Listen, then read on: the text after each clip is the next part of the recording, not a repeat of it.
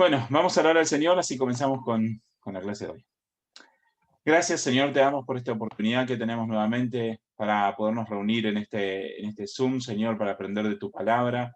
Señor, queremos conocerte más, queremos conocer, Señor, todo lo que tenés para enseñarnos. Señor, por eso te quiero pedir que tu Espíritu Santo hoy nos esté guiando cada una de nuestras vidas. Señor, que mires el corazón de cada uno de nosotros, Señor, y que nos enseñes, Señor, según lo que cada uno necesitamos. Señor, que podamos ver esta enseñanza como realmente una ayuda para nosotros, para poderte conocer y para poder ser transformados por ti. Señor, te pido por los hermanos que aún no se han subido, para que se puedan subir pronto, Señor, y para que podamos seguir creciendo en cantidad, Señor, pero también creciendo en conocimiento de ti, Señor, creciendo en la vida cristiana en todas las áreas. En el nombre de Jesucristo, amén. Bueno, Amén. entonces, en esta serie que veníamos dando, vamos a estar hablando de la carta de Primera de Juan. La idea, la repito, es hacer dos series en paralelo, o sea, ir intercalando, estar dando Primera de Juan algunos jueves y el jueves siguiente continuar hablando acerca del Espíritu Santo y la obra del Espíritu Santo. Así que les voy a compartir pantalla para que podamos comenzar. La semana, la clase anterior, digamos, de esta serie, hace 2 semanas atrás, estuvimos hablando de la primera carta de Juan, estuvimos hablando del primer versículo al número 4, y hoy vamos a estar trabajando en lo que es el versículo 5 del primer capítulo de la primera carta de Juan. Y bueno, algunas cosas que estuvimos hablando la otra vez fue que el autor de esta carta es el apóstol Juan. El apóstol Juan ya era un hombre mayor, el resto de los apóstoles ya habían sido muertos por la persecución, y él era era el último, creo, en este momento que escribe la carta, y él está preocupado por la salud espiritual de la iglesia.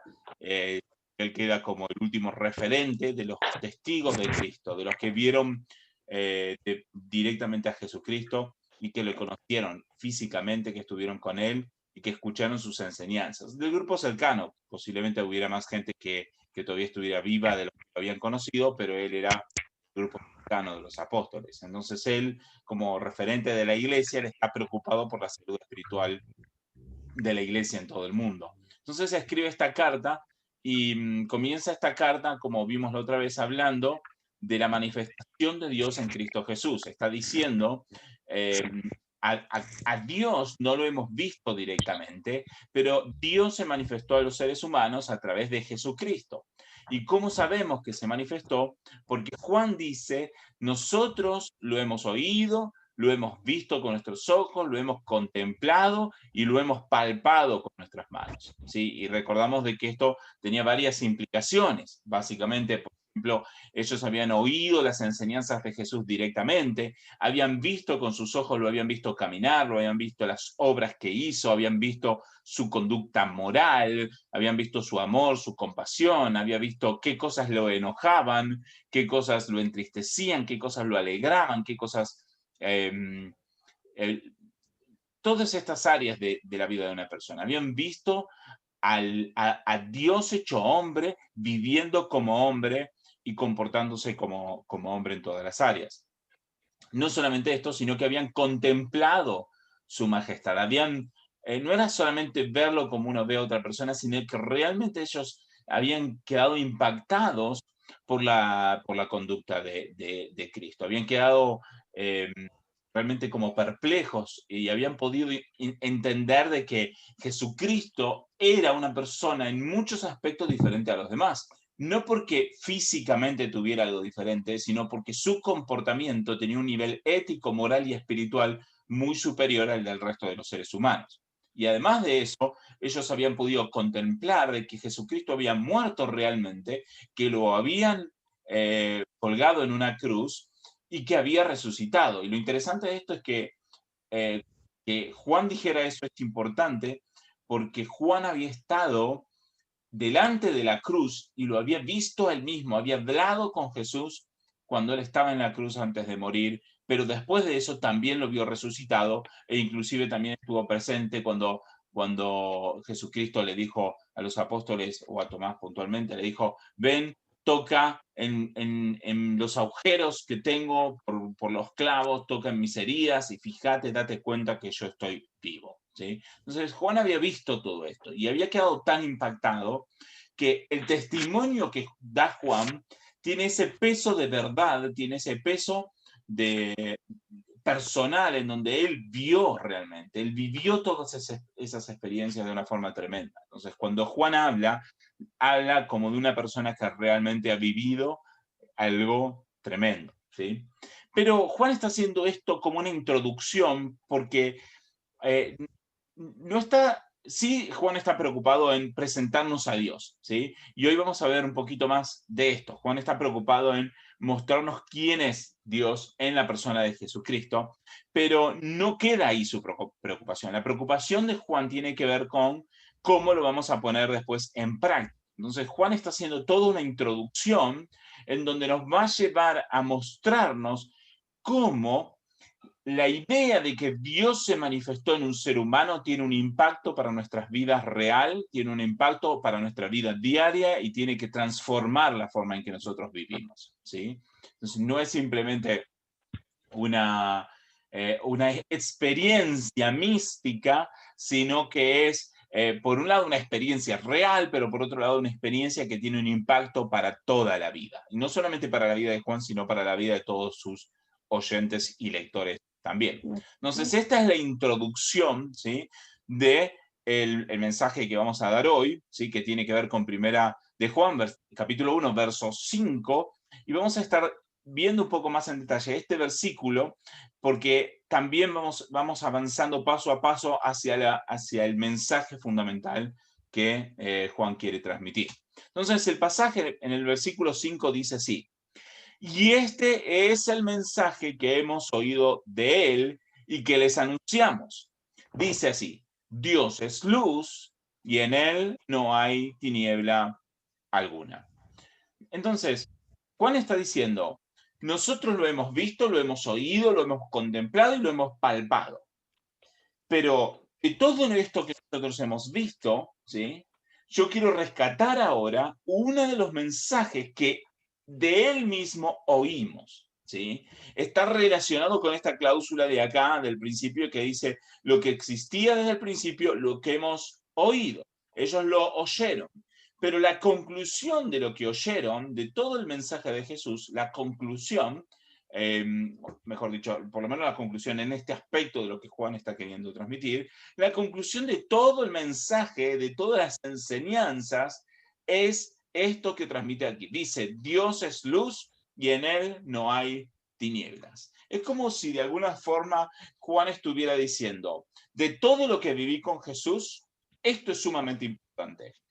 Dios es luz y en él no hay tinieblas, ¿sí? Entonces Juan está haciendo esta asociación porque está queriendo decir, no está simplemente diciendo Dios es luz y en él no hay tinieblas, está diciendo la manifestación de Dios por medio de Jesucristo nos revela algo importante, y esto importante que nos revela es la idea de que Dios es luz y que en él no hay tinieblas. Es importante, se tiene un peso de importancia esta frase bien, bien grande.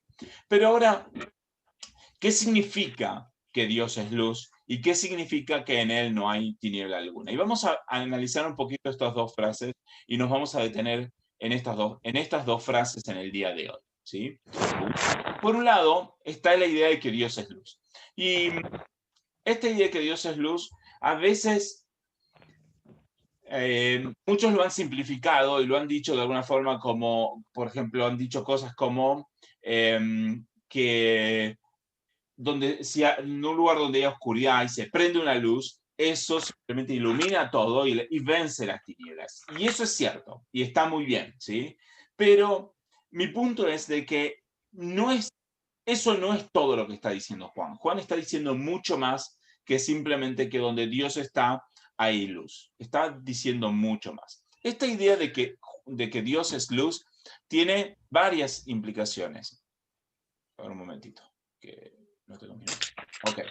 Bueno, por un lado tiene que ver con la idea de que Dios es que Dios que existe por sí mismo. Tiene que ver con la idea de que Dios es y que no depende de absolutamente nada. ¿Por qué? Porque esto no es como una luz desde el punto de vista como de una...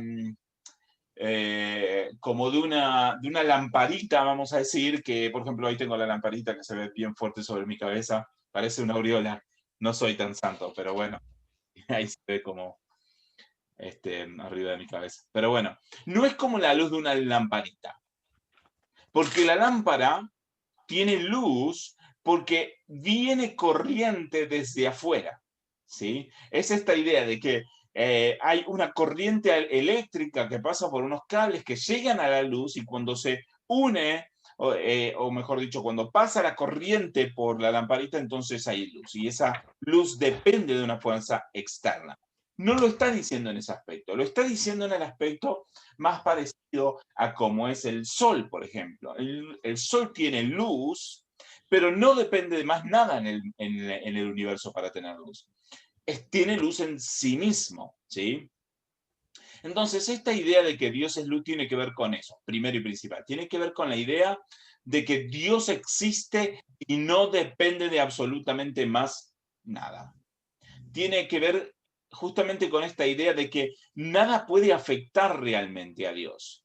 Nada puede hacer de que Dios deje de existir. Nada puede hacer de que Dios se vea perturbado, ¿sí? Porque Dios es autoexistente.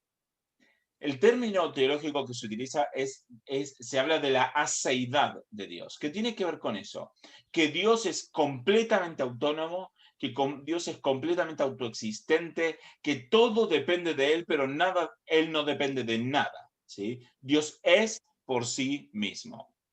Esto lo vemos también en un pasaje, Isaías 45, verso 5. Fíjense lo que dice. Dice así, yo soy el Señor y no hay ninguno otro. Fuera de mí no hay Dios. Yo te ceñiré aunque no me has conocido, para que se sepa que desde el nacimiento del sol hasta donde se pone, no hay ninguno fuera de mí. Yo soy el Señor y no hay otro. El que forma la luz y crea las tinieblas, el que causa bienestar y crea calamidades, yo soy el Señor que hace todo esto. Justamente lo que está diciendo es que todo está supeditado a Él. Es Él el único que existe, ¿sí? No hay otro fuera de Él. No solamente eso, sino que Él es el autor de todo lo demás. Es justamente lo que está diciendo. Entonces, cuando Juan está diciendo Dios es luz, primero y principal tiene esta idea de que Dios es autoexistente, que Dios es tan grande y tan poderoso que nada puede afectarlo, que Dios existe por sí mismo y que todo depende de Él. El segundo punto que Juan está de alguna forma dando a entender en este concepto de que Dios es luz, tiene que ver con su inmutabilidad, tiene que ver con la idea de que si Dios existe por sí mismo, no hay nada externo que lo puede hacer cambiar. Dios es y no cambia. Hay varios pasajes que hablan de esto. Por ejemplo, Santiago capítulo 1, verso 17 dice así: toda buena dádiva y todo don perfecto viene de lo alto. Desciende del Padre de las luces, con el cual no hay cambio ni sombra de variación. Está diciendo de que en Dios no hay cambio. No hay ni siquiera la sombra de algo que pueda variar en Él. Dios no es estático, no es la palabra correcta, pero el punto es de que Dios no va transformándose en la medida que pasa el tiempo. Dios no va evolucionando. ¿Sí? Dios es y no cambia. Hay una gran diferencia en ese sentido entre los seres humanos y Dios. Nosotros cambiamos y está bien que sea así, y de hecho, si no cambiamos, hay una señal grave de que si no cambiamos es porque debemos estar muertos. Por ejemplo, una piedra, podemos comparar una piedra estática que está en el suelo, no cambia. En cambio nosotros sí, y eso nos da justamente, es una indicación, una evidencia de que estamos vivos. Nosotros somos seres orgánicos, ¿sí? El proceso de la vida, como se llama, por ejemplo, en biología, ¿sí? La idea es de que los seres vivos, por lo menos los seres vivos orgánicamente, justamente lo que se dice es que nacen, se desarrollan, se reproducen y mueren. Ese es el ciclo de la vida, ¿sí? Hay cambio en nosotros, vamos transformándonos, ¿sí? Nuestro propio cuerpo va creciendo, va agrandándose, va envejeciendo hasta que después empieza quizás su decadencia hasta el punto de la muerte. Pero en nosotros hay cambio. Pero Dios no es así como nosotros en ese aspecto. Dios no cambia. El tiempo no le afecta a Dios. Dios es dueño, señor del tiempo. El tiempo está sujeto a Dios y Dios no está sujeto al tiempo. Entonces, el punto es este. Si no hay tiempo, no hay cambio posible. El cambio se da siempre a través del tiempo. Pero Dios está por fuera del tiempo. Dios sostiene al tiempo. Por lo tanto, no hay nada que pueda hacer cambiar a Dios. Es como que si Dios estuviera viendo la película de la historia humana y viera todos los cuadros de la película, todos juntos, delante de sus ojos así, y que él pudiera ver el principio y pudiera ver el final para él al mismo tiempo. Él está fuera de la historia, ¿sí? No quiere decir que no se involucre, de hecho sí se involucra y sí interacciona con nosotros, y eso lo vimos la semana pasada o la clase anterior de esta serie cuando hablamos de que Dios se manifestó en Jesucristo, o sea que Dios interacciona con los seres humanos. Pero el hecho de que Dios interaccione no quiere decir que la esencia de Dios esté metida en el tiempo, no, la esencia de Dios es por fuera. Esta frase entonces que Juan está diciendo de que Dios es luz, también tiene esta idea de que Él es el Padre de las luces, en el cual no hay cambio ni sombra de variación. Tiene esta misma idea de que Dios es el que sostiene todo, Dios tiene aseidad, Dios es el autoexistente, y que en Dios mismo no hay ningún tipo de cambio. Y esto es importante para nosotros, porque simplemente voy a mencionar esto. Si Dios pudiera cambiar, nada nos podría asegurar a nosotros de que Dios vaya a cumplir sus palabras. Pero nosotros podemos quedarnos tranquilos de que Dios va a cumplir su palabra porque Dios no cambia. Si Dios cambiara, hoy podría ser un Dios fiel y mañana podría ser un Dios infiel. ¿Se entiende? Hoy Dios podría ser un Dios verdadero y mañana Dios podría ser un Dios falso, ¿sí? O un Dios mentiroso, mejor dicho. Pero como Dios no cambia, eso nos da la seguridad de que Dios no va a seguir siendo el mismo Dios de fidelidad y el mismo Dios que cumple sus palabras como lo hizo siempre. Entonces, Dios no cambia. Juan está incluyendo esta idea, de alguna forma, la idea de que Dios no cambia en esta expresión al decir de que Dios es luz. Además de esto, esta expresión, ¿sí?, tiene que ver con el hecho de que Dios no puede morir. La esencia de Dios es inmortal. Fíjense lo que dice 1 Timoteo 6:16. Dice así: el único que tiene inmortalidad y habita en luz inaccesible, a quien ningún hombre ha visto ni puede ver, a él sea la honra y el dominio eterno. Amén. Entonces, esta idea de que Dios es luz es inclusive más profunda que la luz como del sol, ¿sí? Porque antes hacemos la comparación, por ejemplo, la luz de las lamparitas con la luz del sol. Si la luz de la lamparita depende de una corriente que pase por el cable, ¿sí?, para poder iluminar. Por otro lado, la luz del sol no depende de ninguna corriente. El sol tiene en sí mismo todo lo necesario para proveer luz, ¿sí?, y para proveer calor para todos los mundos que giran alrededor de él. Pero el sol mismo tiene una cantidad limitada de energía y de potencia que una vez que pasen millones de años se va a terminar consumiendo y va a terminar apagándose. Obviamente, eso lo estamos viendo desde el punto de vista científico hoy por hoy, pero nosotros sabemos que Dios tiene propósitos para el futuro del universo mucho más rápido que el tiempo hasta que se acabe la energía del Sol. Pero la idea es esta, que el Sol va a terminar consumiéndose, ¿sí? Por lo menos científicamente diríamos de que si pudiera seguir viviendo millones de años, terminaría acabándose. Pero Dios no es así. Dios no tiene una cantidad limitada de energía. Dios es Dios, Dios existe por sí mismo, Dios existió desde la eternidad, va a existir hasta la eternidad, y Dios en sí mismo es inmortal. Dios no puede morir, Dios es eterno y Dios es vivo por siempre. Y es importante distinguir esto, porque nosotros sabemos que Jesucristo es completamente Dios, y Jesucristo murió en la cruz. Pero es importante distinguir este aspecto, de que cuando Jesucristo murió en la cruz, Él no murió su esencia de Dios. Lo que murió es su esencia humana, pasó una muerte física en ese momento, y de hecho después resucitó. Pero la esencia de Dios nunca murió. A veces decir la frase que Dios murió en la cruz es una simplificación de una realidad que es un poco más compleja, porque en realidad sí podemos decir que Dios murió en la cruz, pero no estamos queriendo decir de que murió su esencia de Dios, sino que lo que murió es la humanidad del Dios hecho hombre. Entonces es importante distinguir eso. Pero Dios en sí mismo no muere. Dios es eterno y no puede morir, es vivo por siempre, es vivo eternamente.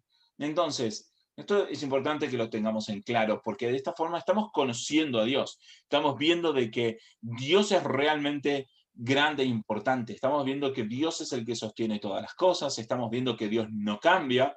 Y estamos viendo de que Dios no muere, ¿sí? Entonces, esto asegura nuestra fe. Esto nos tiene que dar confianza a nosotros, porque estamos dependiendo de un Dios de que es inmutable, de que existe por sí mismo y que puede sostener todas las cosas, y estamos dependiendo de un Dios de que no se va a morir jamás.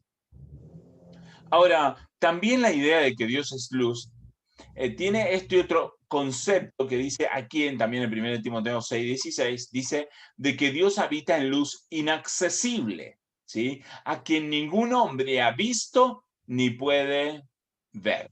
Entonces esto desafía un poco nuestro concepto que hablábamos al principio de lo que muchas veces se dice, de que donde hay luz se van todas las tinieblas, porque estamos haciendo una imagen mental, ¿sí?, de realidades espirituales más profundas, ¿sí?, o de la esencia de Dios, que es mucho más profunda que una simple analogía con respecto a la luz en sí mismo, ¿sí? Es mucho más profundo, ¿sí?, que la realidad de la luz.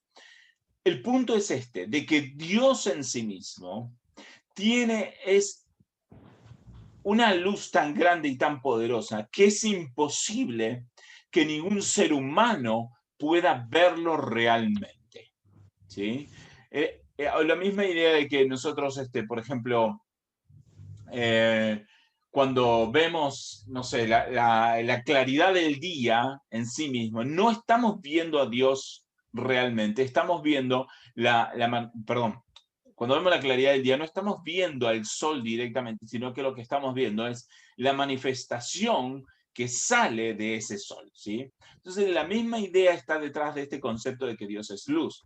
La idea es de que nosotros somos afectados por la claridad de Dios, pero no podemos ver la esencia de Dios directamente. Nuestro cuerpo humano no tiene la capacidad de ver a Dios directamente. Por eso es que Dios se hizo hombre en Jesucristo, o esa es una de las razones por las que Dios se hizo hombre en Jesucristo, para manifestarse al mundo y para que nosotros podamos ver una manifestación de la esencia de Dios. Entonces, Dios es eterno y se sostiene por sí mismo. Dios es inmutable, no cambia. Dios es invisible, nadie lo puede ver. Y Dios es inmortal, Él no puede morir. Pero también es invisible, nadie lo puede ver con nuestros propios ojos humanos. Necesitamos la manifestación de Dios por medio de Jesucristo para que nosotros podamos conocer a Dios. Otro de los puntos que está involucrada en esta idea de que Dios es luz es algo que podemos ver en Salmo 104, verso 1. Fíjense lo que dice, que me parece bien importante. Vamos a leer 4 versículos aquí. Salmo 104, verso del 1 al 4. Dice así: bendice alma mía al Señor. Señor, Dios mío, cuán grande eres tú. Te has vestido de esplendor y de majestad, cubriéndote de luz como un manto, extendiendo los cielos como una cortina. Él es el que pone las vigas de sus altos aposentos en las aguas, el que hace de las nubes su carroza, el que anda sobre las alas del viento, el que hace de los vientos sus mensajeros y de las llamas de fuego sus ministros. Entonces, esta idea de que Dios es luz también nos transmite la idea de su majestad. Fíjense lo que dice: Dios mío, cuán grande eres tú, te has vestido de esplendor y de majestad, cubriéndote de luz como un manto. ¿Sí? Fíjense, esta idea de que Dios es luz está hablando de la majestad del Rey. Está hablando que Dios no es simplemente un ser que existe, sino es un ser que tiene y merece toda la gloria. Dios es majestuoso. Hay esplendor en Dios. Dios no es como nosotros, que aún con toda nuestra gloria no somos ni comparables a Dios. Hay un pasaje que dice, vamos a ver si lo puedo buscar rápido. A ver un momentito.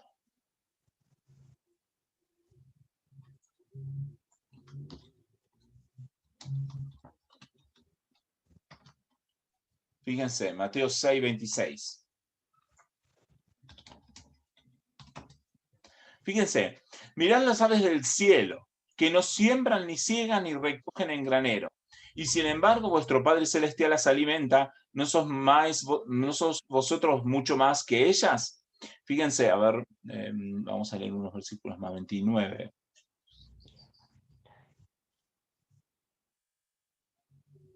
No, sí, 29. Pero fíjense, 28. Y por la ropa, ¿por qué os preocupáis? Observad cómo crecen los lirios del campo, no trabajan ni hilan, pero os digo que ni Salomón en toda su gloria se vistió como uno de estos. Entonces, fíjense esta comparación que está haciendo aquí.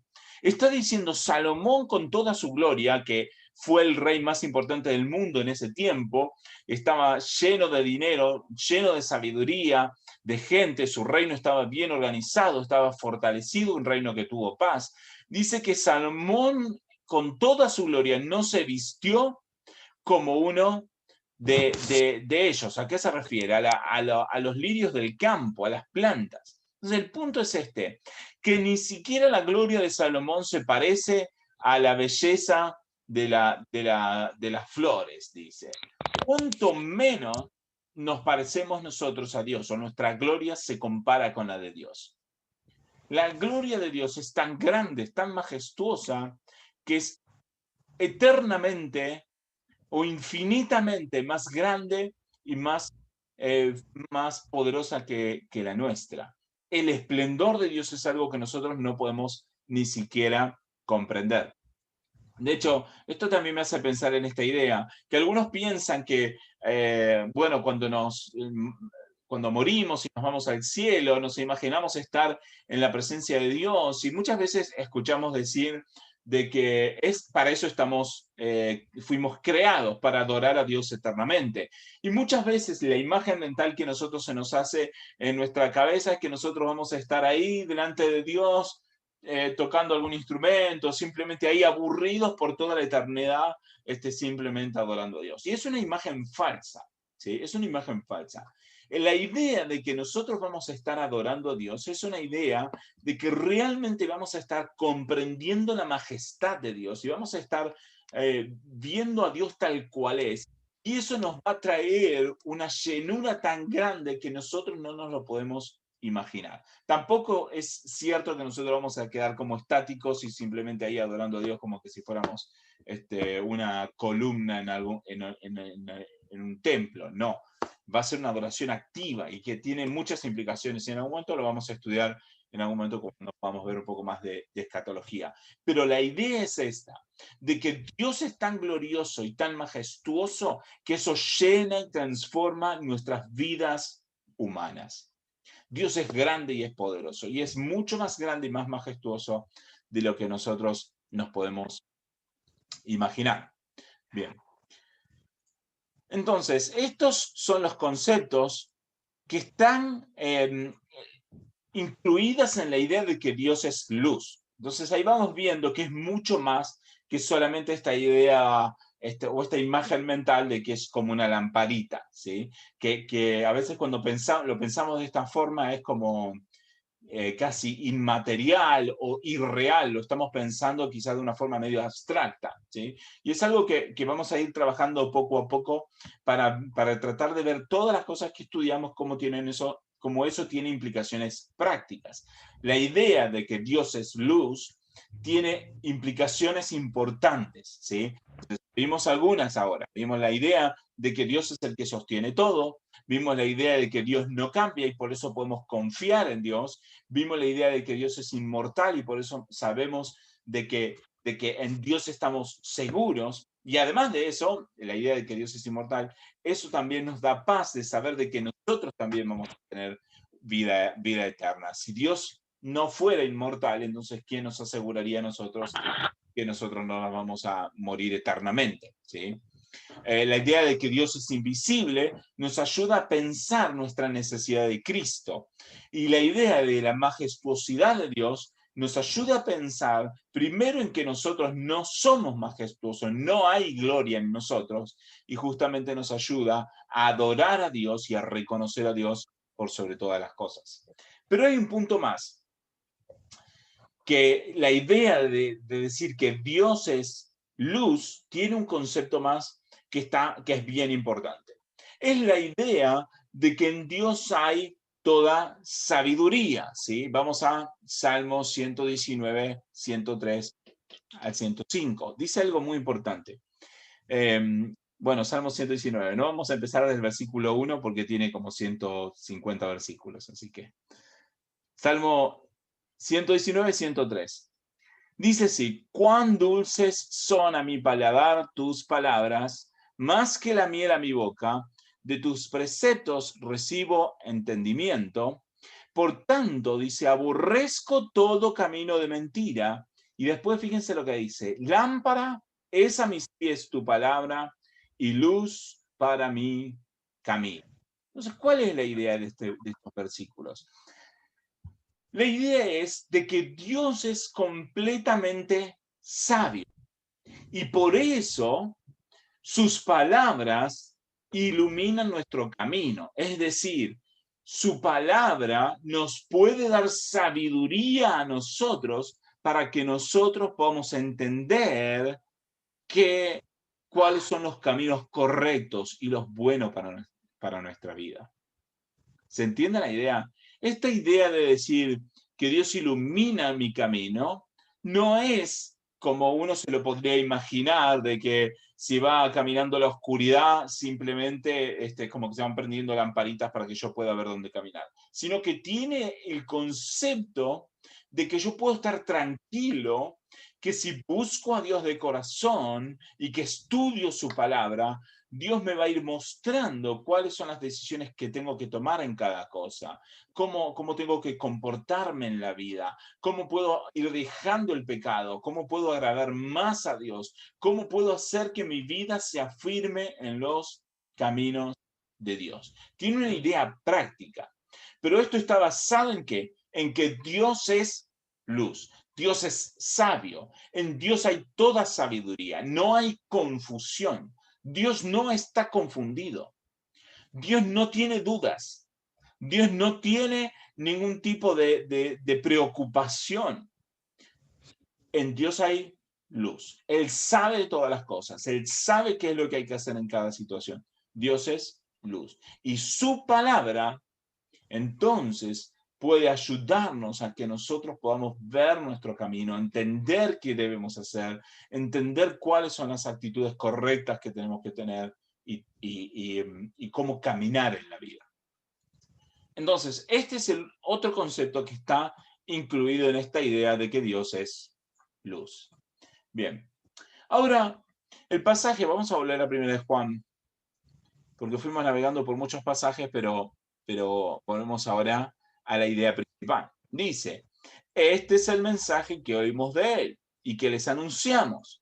Dios es luz. Y esto tiene todas esas implicaciones que hablamos. Y quizás haya más implicaciones que ahora quizás no tengo presentes, ¿sí? Pero al menos estas implicaciones están en esta idea de que Dios es luz. Pero además dice que en él no hay tiniebla alguna. Y esto también es súper importante, porque Juan, como decía al principio, entonces Juan está sentando las bases. Juan va a empezar a hacer una comparación, ¿sí? Y va a empezar a hacer una comparación entre la luz y las tinieblas, ¿sí? Y nos va a ir mostrando a lo largo de toda la carta las dos diferencias. Nos va a comparar entre la vida cristiana y la vida de un incrédulo. Y nos va a ir mostrando los dos caminos para que nosotros podamos entender y podamos saber identificar dónde estamos y que podamos saber dónde debemos estar y hacia dónde queremos caminar. Entonces, Juan va a hacer todo ese estudio, digamos, en los próximos capítulos de la carta. Pero, ¿qué es lo que está diciendo Juan al decir de que en Dios no hay tinieblas? Para poder responder eso, quiero ver el último punto de lo que significa que Dios es luz.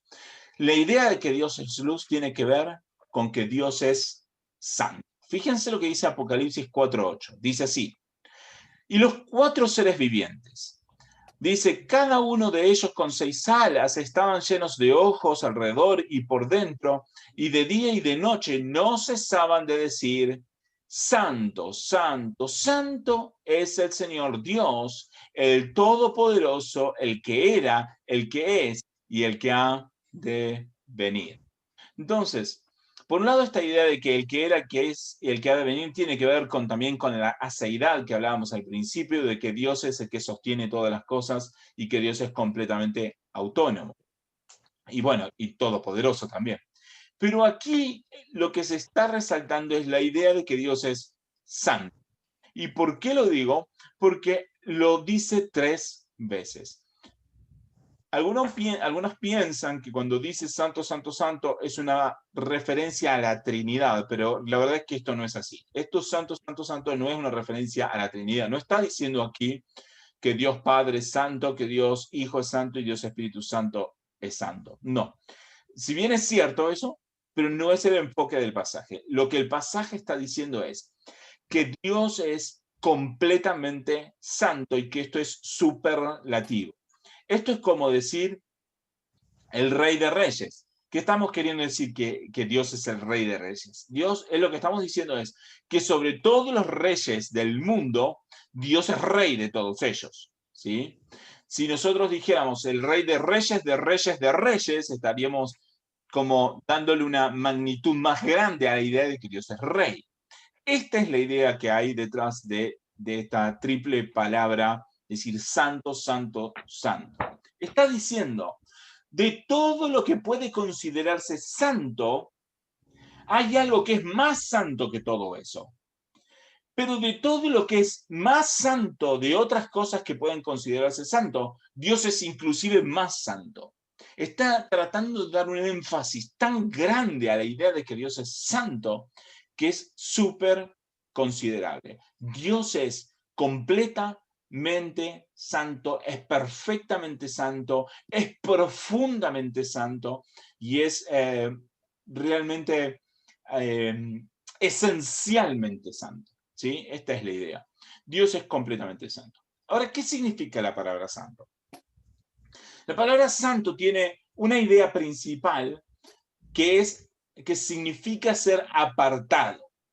Justamente la idea de que Dios es apartado tiene que ver con el hecho de que Dios es independiente de toda la creación. de que toda la creación fue hecha por Dios, pero que la creación le está supeditada, pero Dios es independiente, es distinto de la creación y que está apartado de la creación. ¿Sí? Dios es en sí mismo. Esta es la idea de ser santo primero. Está diciendo de que Dios es independiente de la creación. Ahora, como dijimos varias veces, Dios se manifestó en la creación por medio de Jesucristo, pero Dios en su esencia es independiente, es apartado de la creación. Es la idea de una santidad majestuosa, de una santidad que lo hace ser diferente. Lo hace ser diferente o demuestra que es diferente en esencia, que la esencia de Dios es completamente diferente a la esencia del hombre, que Dios es distinto de todas las formas que nosotros podamos imaginar, que lo podamos pensar. Dios es distinto a nosotros. Podemos ser parecidos en algunos aspectos, pero ese ser parecido no hace que nosotros seamos más cerca de Dios. Realmente es tan distinto. Vamos a decir, por ejemplo, la idea de que Dios es amor, nosotros podemos tener amor y podemos ser parecidos a Dios en ese aspecto si realmente tenemos amor, pero nuestro amor es esencialmente, extremadamente diferente al amor de Dios. La diferencia es tan grande que es casi incomparable. Entonces es esta idea. Dios es santo, es apartado del mundo, es separado de la realidad natural, ¿sí? Pero además de eso, y de hecho, antes de avanzar, hay dos versículos que quería mostrarle. Por ejemplo, fíjense lo que dice Primera de Samuel capítulo 2, verso 2, dice así: no hay santo como el Señor. En verdad no hay otro fuera de ti. No hay roca como nuestro Dios. ¿Sí? Está recalcando esta misma idea. No hay otro como Él. ¿Sí? Es la idea de que es esencialmente diferente a todo lo demás. No hay otro como Él. ¿Sí? También dice Éxodo capítulo 15, verso 11, dice así: ¿quién como tú entre los dioses, oh Señor? ¿Quién como tú, majestuoso en santidad, temible en alabanzas, haciendo maravillas?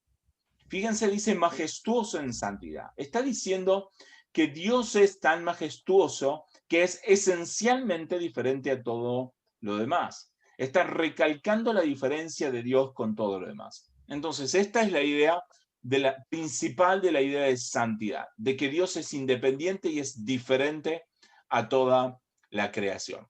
Pero además de eso, hay otro concepto de santidad que está relacionado, que mejor dicho, se deriva del concepto anterior. La idea es de que Dios es, al ser esencialmente diferente a los seres humanos, es diferente en poder, es diferente en capacidad, es diferente en sabiduría, es diferente en esencia, pero entonces la idea de santidad refleja una diferencia más.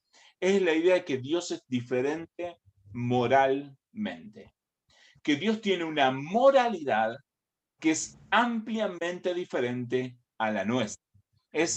A esto es lo que se llama la santidad moral de Dios. Fíjense lo que dice Job 34:10. Dice así: por tanto, escuchadme, hombres de entendimiento. Lejos esté de Dios la iniquidad y del Todopoderoso la maldad. Es esta idea. Dios es santo.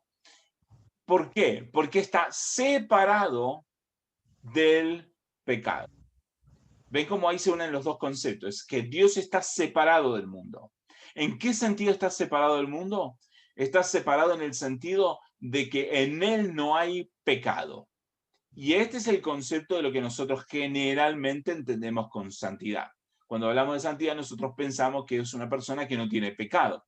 Pero entonces acá se ve reflejado. Es la idea de que Dios es santo en el sentido de que está apartado completamente del pecado y de la iniquidad. Y la iniquidad no puede estar ni cerca de Dios. Dios está completamente separado del pecado, y esa es la santidad moral de Dios.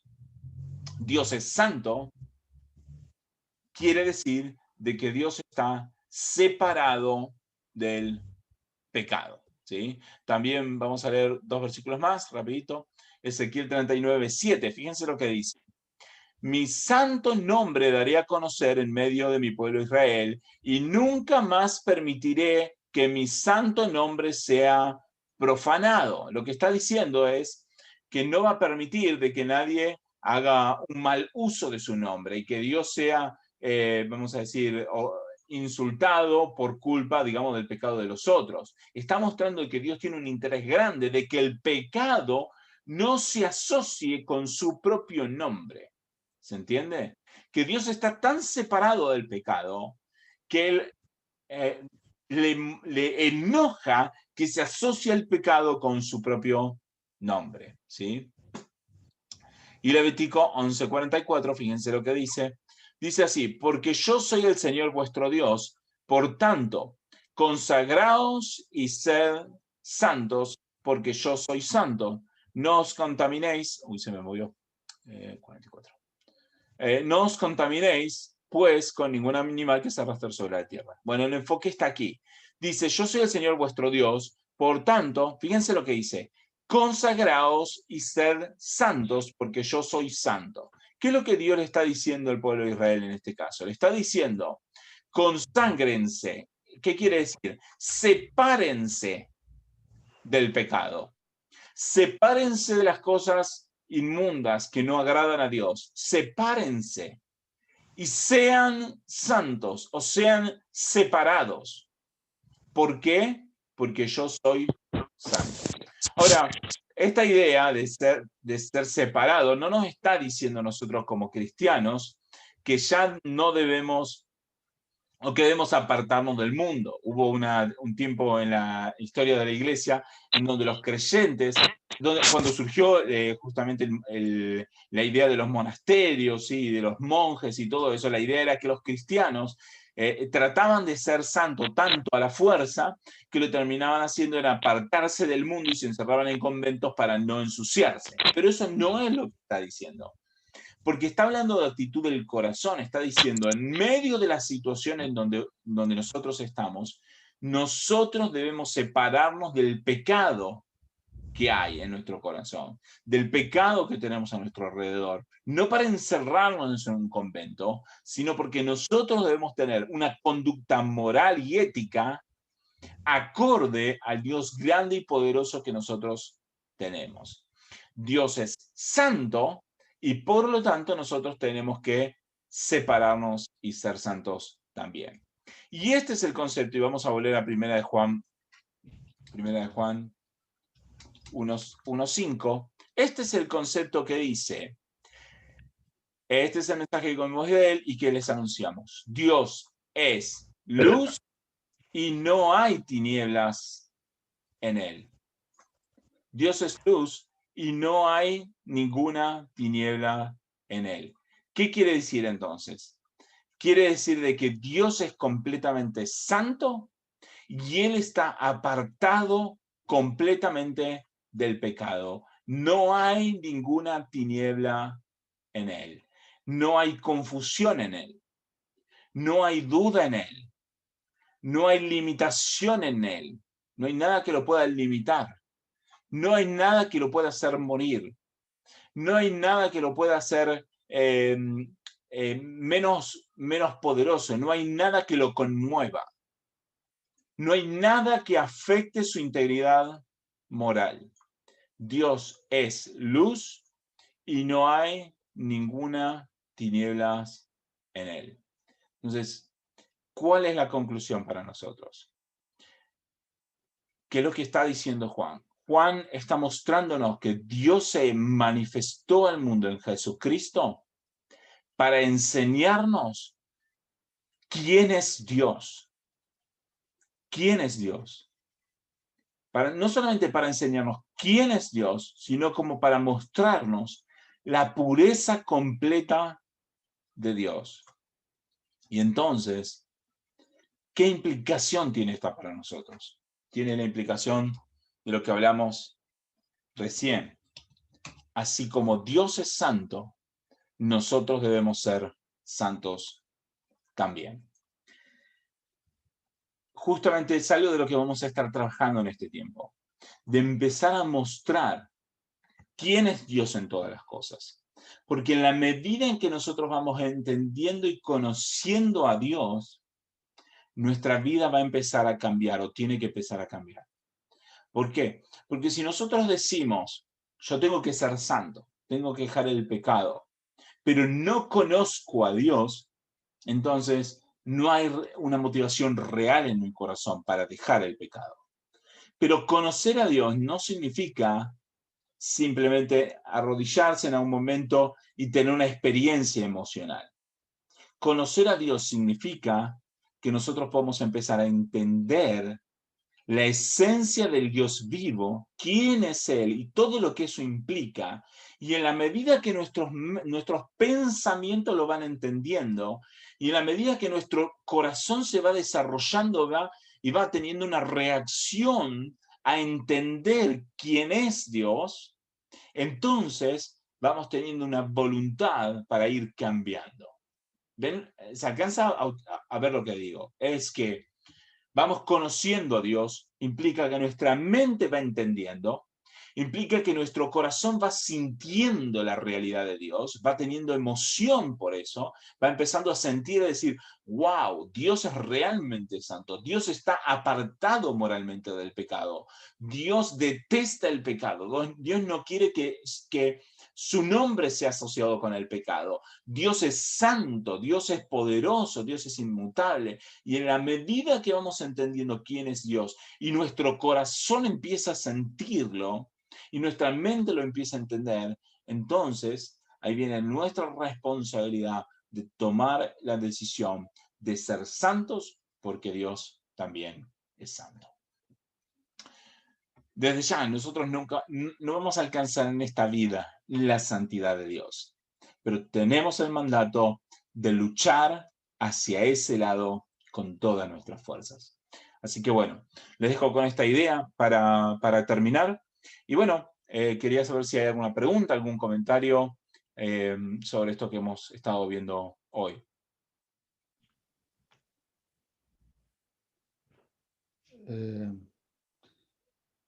En Primera de Juan, versículo 5 dice, Dios es luz y no hay ninguna tiniebla en él. Primero, ¿a quién se refiere cuando dice Dios es luz?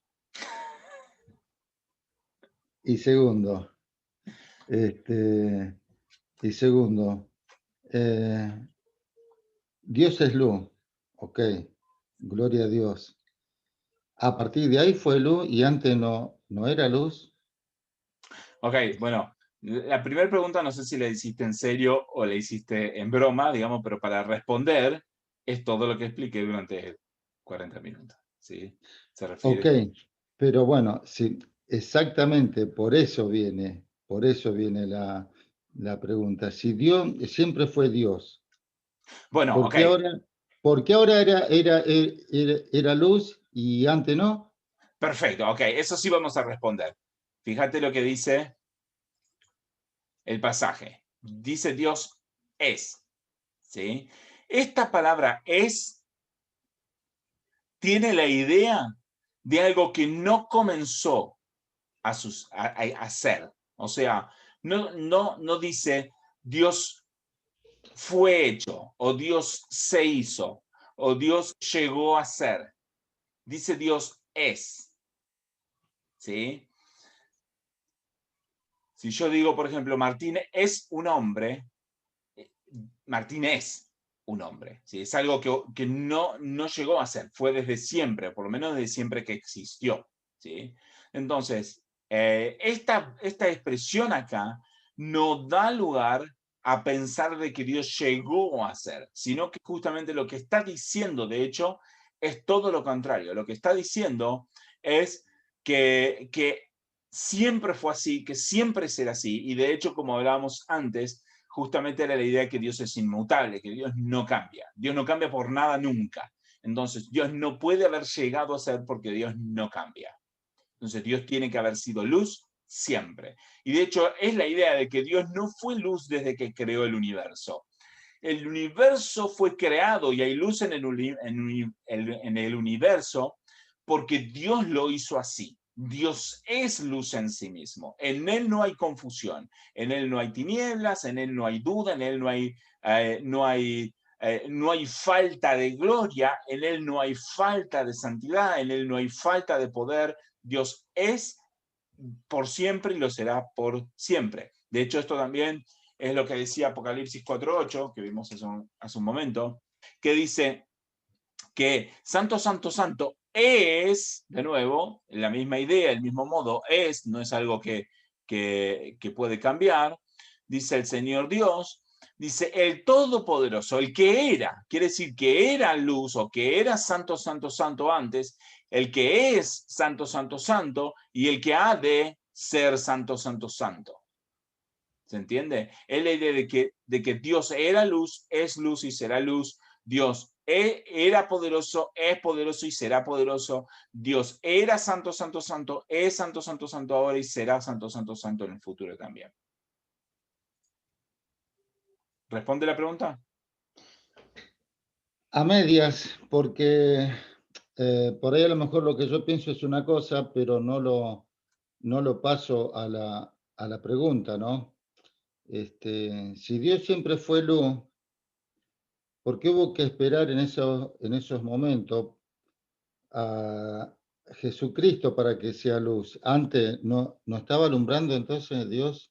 Ok, ya entendí, ya entendí. No, Dios siempre fue luz. La diferencia es que Dios se manifestó a los hombres de una forma en específico en Jesucristo, ¿sí? Dios, digamos, es una manifestación de Dios. Pero cuando vemos, por ejemplo, que Adán y Eva, ¿sí? Que estaban en el huerto del Edén antes de pecar, ellos veían una manifestación de Dios. Algunos podrán decir de que esa manifestación era Cristo preencarnado, otros podrán decir que era el Espíritu de Dios, pero como sea, Dios estaba manifestando en el mundo desde Adán y Eva, ¿sí? Aún después, cuando ellos pecan y son echados del huerto, por ejemplo, Abraham vio una manifestación de Dios. Moisés vio una manifestación de Dios. En la medida que nosotros, el mismo hecho de que Dios, por ejemplo, a Adán y Eva le dijo que de la simiente de la mujer vendría un Salvador, Dios está transmitiendo su luz a través de su palabra, está transmitiendo su sabiduría. Entonces, en ningún momento dijimos ni pensamos de que Dios empezó a iluminar en un momento particular de la historia. Dios ha iluminado desde siempre en la historia, solamente que lo hace de formas diferentes, por diferentes medios, con diferentes objetivos y con de diferentes formas. Cuando Jesucristo vino al mundo, es una revelación específica de Dios al mundo por medio de Dios mismo hecho hombre. Pero eso no quiere decir que Dios no haya sido luz antes. ¿Ahora responde mejor? Buenísimo. Excelente. Excelente. Buenísimo. ¿Alguna otra pregunta? ¿Algún otro comentario?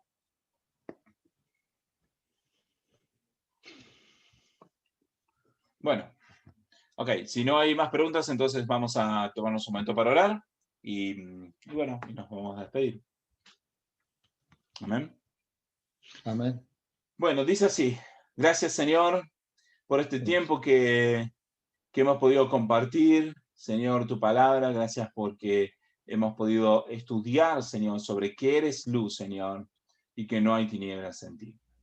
Señor, nosotros somos seres humanos y hay tinieblas en nosotros, en muchos aspectos. Hay cosas que no están bien, Señor, hay cosas en las que tenemos que cambiar, hay pecados que dejar. Señor, somos humanos, pero damos gracias, Señor, porque te has revelado, Señor, al mundo por medio de tu palabra, por medio de Jesucristo, y nos has dado de tu luz, Señor. Y tu luz nos hace entender, Señor, nuestro pecado, nos hace entender, Señor, nuestras faltas. Señor, y te pedimos que nos ayudes a entenderlo cada vez más profundamente y que nos ayudes, Señor, a luchar en contra de las cosas que realmente no te agradan. Entendemos, Señor, tu carácter moral, Señor, entendemos tu santidad, entendemos que eres apartado del pecado, pero te pedimos, Señor, que nos ayudes a ser apartado del pecado de nosotros también, que pongas esta convicción en nosotros por medio de tu Espíritu Santo. Te pido, Señor, que pongas esta convicción en cada uno de mis hermanos, Señor, para que juntos podamos crecer, Señor, en nuestra vida cristiana, juntos podamos crecer en santidad, juntos podamos avanzar, Señor, en darte gloria, en darte honra en todas las cosas. Señor, ponemos todas las cosas en tus manos. Sabemos que tú eres el que ha comenzado la obra en nosotros y el que la va a perfeccionar, Señor, hasta el día de Jesucristo. Bendice a mis hermanos. Señor, dales descanso en esta noche y también bendice a aquellos que no se han podido subir para que puedan empezar a sumarse pronto y puedan empezar o puedan seguir aprendiendo tu palabra, Señor, cada semana. Gracias por todo. Te damos toda la gloria y toda la honra en el nombre de Jesucristo. Amén.